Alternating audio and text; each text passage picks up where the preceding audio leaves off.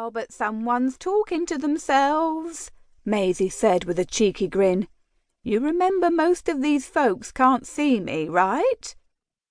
I hadn't, but soon shuffled away from the few curious glances to stand near the edge of the ride. With a mobile phone against my ear, I felt safe to continue the conversation. "What are you doing here? Shouldn't you be inside the ride, giving everyone a good fright?" She sniffed. "Barely anyone who's on the train can see me. And how lifist of you, assuming ghost is the only job I could get. I can do other things too, you know." "Like playing pranks?" Posy said, coming up beside me and peering intently into my face. "Are you okay, Elisa? Rosie sent me over here to see if you needed help to bail on your date." "I don't want to bail on my date.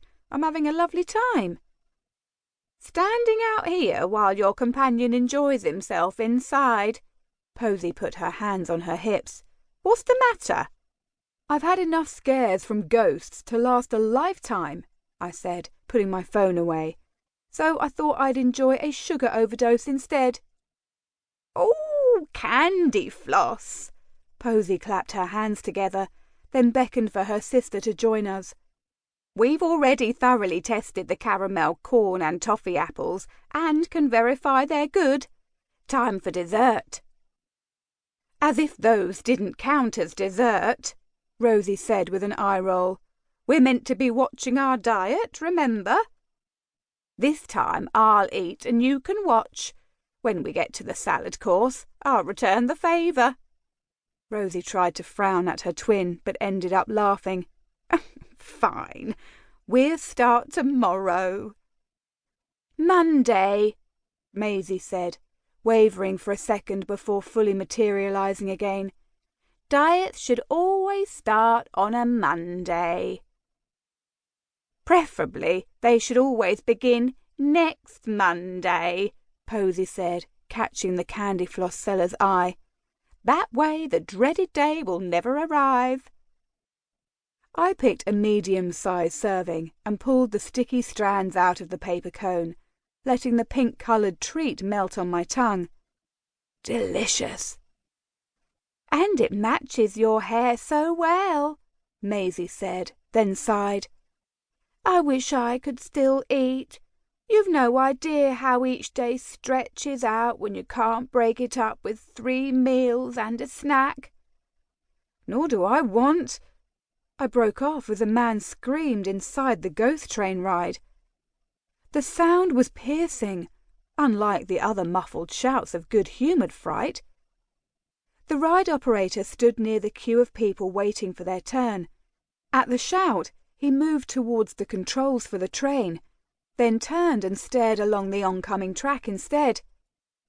"Goodness," Posy said, grasping for her twin's hand. "That doesn't sound good." Another high scream tore through the air. I ran for the doors where the ghost train should emerge, my blood pounding like a drum in my ears. It couldn't be. It shouldn't be. But that sounded exactly like Lucas. "Stop the ride!" I shouted as the operator stood, indecision freezing him in place. "We have to get them out of there." "It'll be quicker to let the train run," Rosie said in a calm voice, pulling me away from the track. "It must be close to the end of its circuit." "But it sounds like someone's in pain." I rubbed my fingers against my scalp, loosening some pixie dust in case it was needed. "Shouldn't we?" "Here it comes." Posy gave a cry of relief as the train nosed through the rubber flaps. The boy who teased me earlier sat in the very front carriage, his face pale.